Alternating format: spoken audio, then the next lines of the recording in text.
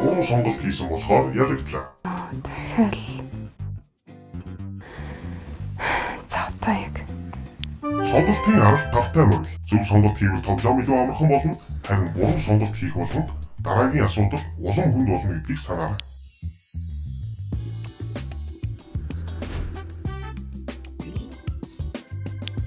Чамд энэ хүн таалагдж байгаа бол тоо.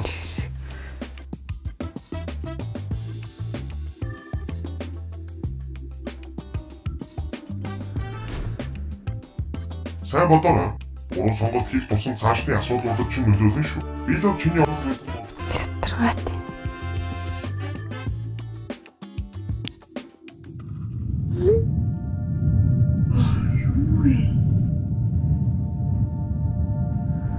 Энэ бол чиний хийх хамгийн чухал сонголт.